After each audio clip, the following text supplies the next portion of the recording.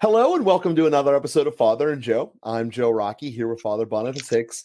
And Father, I wanted to continue the conversation we had about how the family unit is the basis of society, not the individual, and how the family unit inherently is a connection of relationships.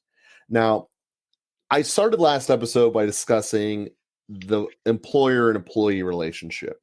And one thing that is evident that is shown probably easiest in the employer employee relationship, but I believe it's evident in almost all relationships, is the notion of incentives and disincentives, for lack of an economic way of saying that.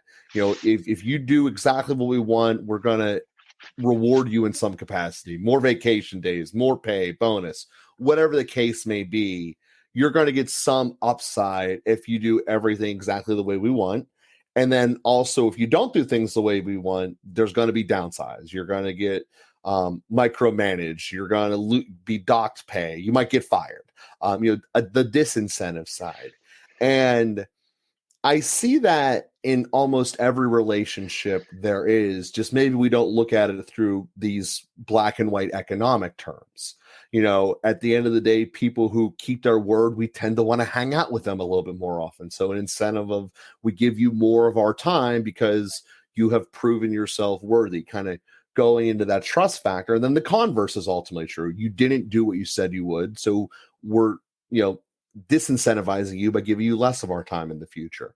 So to a sense, I see that's natural. You have two people enter into a business partnership. They both think what it's going to be. Maybe those visions aren't identical and that can lead to problems later, but they get down the road a little bit and they see, this isn't what I thought it was going to be. It isn't what you thought it was going to be. Both of us tried what we thought we were doing. What the numbers we had didn't add up to what we thought it was going to be. I thought I had a 1. I thought you had a 1. I thought we were going to get to 2. In reality, I had a 3 and you had a 4 and we're at 7. Not necessarily a good thing or bad thing. It's just a different outcome. So as a result, we were trying to get to 2 here. This isn't going to work. Let's not continue to go down a direction that's not working. I don't see that as a problem. I see that as an amoral decision. We went down a road. We thought we were going to get somewhere. It's not exactly what either of us thought. Okay, cool. But in terms of, I want to be able to have personal relationships, that's where we get into this issue of love, because teaching people is essentially what you're doing with these incentive and disincentive things that we all do every day in life, whether we realize it or not. Do we enter into the cafeteria a little bit happier on taco day than on grilled pizza day, or vice versa? Well, you might treat the person who's serving you subconsciously different, whether you realize it or not. And that's just part of life, I think. And I wanted to address that because I think it's something that's integral to life, but never really talked about. And also certainly underneath this umbrella of universal and unconditional love. Well, I appreciate the context, which is a very natural one to think in terms of, and I'd like to just reframe a little bit to look at that structure. And I have to revisit some of my comments from the last episode too, to contextualize those a little bit. I mentioned in the last episode, we might enter into a contractual relationship. And so then what is each person's due, that's made explicit in the contract. But then we also carry out natural human law, natural law, and treat each other as human beings. And so there has to be a difference between an employee and a robot or a vending machine. And that needs to be reflected in some way. So again, generally we do that at least through abiding by natural law and treating human beings as different than mules or oxen. And so I would say in this idea, again, in terms of incentives or disincentives, we have to be careful that we're not training animals, that we're actually interacting with human beings. And what we do should always be a response. So John Paul II established something that he called the personalistic norm, which is that Each person has an infinite dignity, which means that it is always immoral to use a person. So a person is interacted with, we enter into a relationship with them, and we're made for self-gift. And so what's the difference between using the guy at McDonald's who is taking my order, treating him like a vending machine, or actually collaborating with the guy at McDonald's, entering into a mutually beneficial relationship in which we're both carrying out different roles? So there's a real difference there. And so that's I just bring all that up because the structure of incentives and disincentives could be viewed as something that looks an awful lot like training an animal, or better conditioning a vending machine or an expert system. And so it really needs to come from, why do I give somebody a bonus? Well, because they worked hard, not just because I want to manipulate them to get a better result. So we can't use or manipulate people, and so that's we just have to be careful about that concept. Beyond that, what happens is, we've all figured out, well, we like it when we are appreciated. Well, how do I show my appreciation? Well, different people would have different answers to that. Somebody who's already independently wealthy may have much less interest in a 1% raise in the charity job that he's working than he has in being able to see the results, or being thanked for his hard work, or um, being supported in something else, or invited to a dinner or something like that. So we have to treat each person uniquely, individually, as best as we can, so that we see the person and we enter into relationships with persons, rather than, just again treating the person like an animal or a vending machine or a computer system or something like that. Well, that makes sense. And in some ways it's the same result, right? Like when we go to McDonald's, we're still just giving person the money. But this is one of the things that we all can interact in our own thoughts. Like, how do I actively approach this relationship? Because it is a relationship. Most people think of relationships as long-lasting things, but every interaction you have with a person is relationship. And getting that mentality going, I completely can see that. At the end of the day, are we still paying someone for a service? Yes. But there's a giant difference between that and, as you said, just expecting input for output and becoming a robot. And that's obviously not good. So I think that that's important, because each one of us can do that every single second of every day. Just what can I implement, and how can I think about how can I treat that? And it'll be little things that'll change, especially now that we're not wearing masks anymore. It might just be you gave them a smile or something like that, or just the softness in your eyes or something like that. And these are things that, if you have that starting thought of actually want to treat this person like a person rather than just it means to an end, it comes across. And with conscious thought, your subconscious will take over. It's one of those types of things. But again, so many of us are always living in autopilot that it doesn't come up. So I bring this all around full circle underneath the universal topic I want to start off with, which is universal love and unconditional love, being that there are times when we talked about the family dynamics that there are expectations you place upon each other that have to be fulfilled. And if they're not fulfilled, there's going to be a consequence. So simply put, if if the two parents think it's the other one's job to teach your child the colors or whatever, and neither one of you do it, well, then when they get to kindergarten, they don't know what red and red is, or they can't connect the blue one and the blue, stuff like that.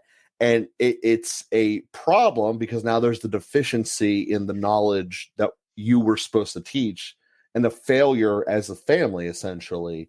And I want to bring that up because there has to be some mechanism that's still loving, but requires to say, hey, you messed up and we got to fix this. And I want to talk about how the loving way that would come across, because that's inevitably part of life as well. All of us are going to have shortcomings. Probably a lot of us every day are going to have a shortcoming. So how do we deal with that in a real, loving way? Yeah, and again, I think that is going to depend on the person and how we're able to handle the situation. I worked for a company where I want to keep this as anonymous as possible, I guess, but the business owner who was very involved in the business, an employee made a couple of mistakes that cost several $1,000s, and the business owner, whose personal money was funding a lot of it, just addressed the situation, and what was gone, and rather than shaming the employee or demeaning him, he wasn't being malicious. He was being uh, forgetful or negligent perhaps. And he said, well, he sat down with him, and there were others who could end up making the same mistake, and said, what's a way that we can move forward so that we won't do this again? Where are the reminders, or what would have helped to prevent this so that we can establish this because it could happen again in the future? How can we move forward from this so that we don't do this again? And I was so edified by that approach. So he wasn't angry. He wasn't, I'm going to take this out of your salary. I'm going to, and he actually he said, this is a Christian organization, so it was appropriate to say this anyway. But he said very genuinely, if God didn't want this to happen, it wouldn't have happened. So, there's no point in getting upset about it. Let's accept it. It has happened. And then how do we move forward and take a better approach in the future? And um, so I just was very edified by that. The employee knew, like, this is a big deal. I could end up paying for this in some way, and knew that the employer was extending himself. And it's one definition of the word mercy that St. Thomas Aquinas uses: the relaxation of justice for the sake of justice. So, in other words, I'm going to extend myself so that things get better in the future, so that we can get to the point of justice, so that you don't keep making the mistake again in the future. I'm going to relax the demands of justice in this case so that you can grow and do better in the future. And it's a beautiful insight and a beautiful example in my experience of how we could do that kind of thing. Now, that becomes more difficult as you have whatever larger companies, or as you have less personal relationships. This company that I worked for, we knew each other quite well, and there was a good rapport between employees, and so we could do this kind of thing. And I'm not sure how much the other employees even knew that the mistake had taken place and things like that, although the business owner was careful about that kind of thing to make sure that there weren't jealousies that developed, or a feeling of special treatment or something like that. So the point is, do we see the person, and do we do the best thing for the person in the circumstance? Or do we find a reason to exert, to vent our anger and to take out our uh, frustration or fear or hurt or whatever? Do we use our power to put down others, or are we really using what we have to build up and to guide? Yeah, and that's a great mentality there. And the answer that I thought as you were saying that was like, that's just insanely mature, not to try to dwell upon and get angry like a child would, like, oh, my toy got, because essentially it's the same thing as my toy got broken. That's what ultimately money becomes at some point. It's a toll to something else. So I'm not getting upset about that. I recognize in reality, on the most neutral terms, this was not good. Okay. And then how do we keep it from happening again? Because the alternative to that, and I like to look at what's the opposite that the guy could have done. As you said, he could have got angry, he could have flipped out, and he could have created a culture of tension. Like, everyone's on pins and needles. I better not mess up, so I'm not the next guy who gets excoriated. And what happens? The more people are tense, the more likely bad things are to happen. Pipes that are nice and calm don't explode. Pipes with a lot of pressure in them explode. That's the way that people are too, in a much less way. But the emotional human side, which is kind of what we've been talking about this whole time, is really how growth is made spiritually, interpersonally, and societally. And I think that that's something that just one little mind shift that we talked about here in the beginning. Don't look at the person as a robot. Look at them as an individual who's doing a job that it might not be a job we ever would want, but there's a job that a personality type would love that kind of job. And that's something that I deal with a lot in my space. There are certain guys that just do not have the patience to be a good painter. Like, it would never happen. Like not their world. They want to be constantly doing something fast. They want to be seeing new things happening quickly, and that's why they're great framers. They can walk into a space, nothing was there. They go home. We got the outline of a 3-story building. Cool. That to them, that's a big change and whatever. But they look at a room and they walk in like, oh, it used to be white, now it's pink. Like, that's also a really big change. If for the person who's going to be in the room, maybe it's not as scale wise as the room didn't exist and now the outline of it is there, but now it is the environment of the room has changed. It went from a plain white space to now there's some character to it. There's some color in here, there's some carpet in here. And all of us have these types of different mentality. Now, that's just in the business world. Obviously, there's lots of different, or building world. There's obviously lots of different spaces within our own areas. And I bring that up because our personality types drive us to certain things that need to be done, that society needs all of this done. But our little space, so we can recognize as important as we think what we are doing is, because we all kind of have that bias of I'm the most important person, my part of the puzzle is the most important.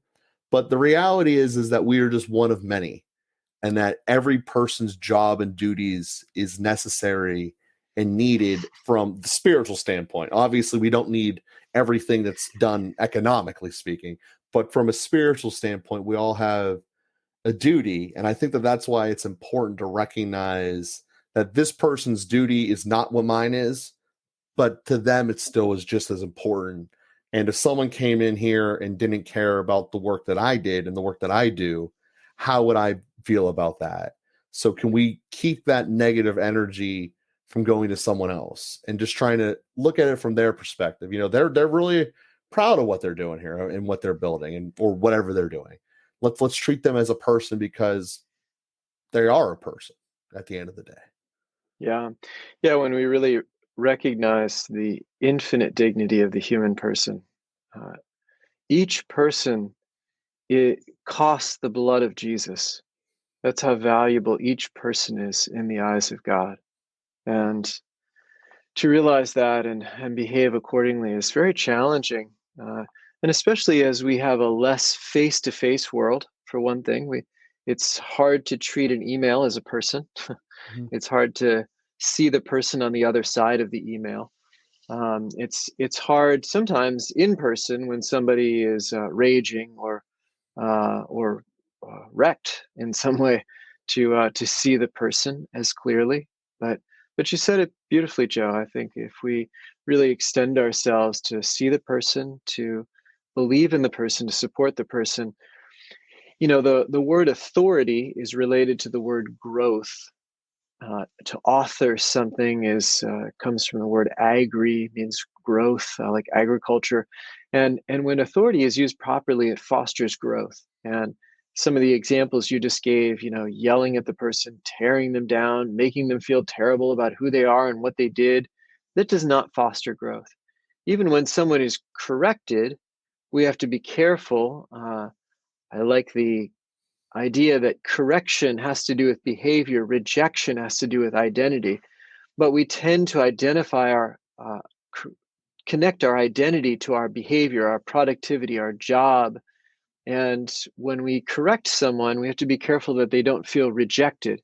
And so we can build up the person even when we have to adjust the behavior. And sometimes we even have to let people go. I mean, we somebody isn't living up to their end of the bargain, and we have to say, well, it's not the best thing for them to work here, and it's not the best thing for the rest of us for them to work here. And for the sake of everybody involved, I need to end this particular relationship of employment, for example. That all happens, but we don't need to reject the person, put them down, shame them or badger them or beat them in order to do that. We can treat them as a person and say, it's not the best thing for you to work here. Your behavior, your actions, even after all my efforts, I don't know what else to do to help you to grow in the work that we need you to do here. The whole team needs you to do, and Yeah. so so we can move them along at that point. Yeah, and what I have found is that when it comes time to end those working relationships, it's basically one of two funnels that I have found. Either A, the way that the position was articulated wasn't what it was in reality. And by articulated, I mean the vision that both the employer and the employee had of what the job will be didn't line up. And that's a communication skill that companies can get better at articulating. Or flat out, number two is the employee just wasn't capable of doing it. And then they tried to force themselves into something that they thought would do. And, some people just don't have the skills to do everything, and that's life. We're not meant to have the skills to do everything.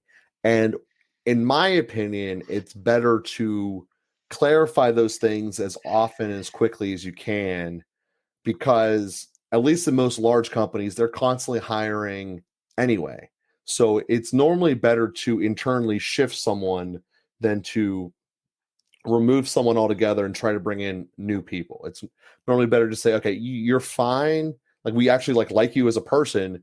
You just shouldn't be an accountant. Like, you should be outside doing stuff. You hate being in a cubicle, doing this where you're out in the field all the time. And connections like that end up building better companies in the long run. So we thank everyone for listening. Hopefully that this made sense to people out there, and it helps build the relationships and treat everyone out there as as you want to be treated, just as it's said there in the Bible. It's this is what this implement comes down to, and under the umbrella of love. So we thank everyone out there for listening and trying to implement that into their lives moving forward. Perfect. Great.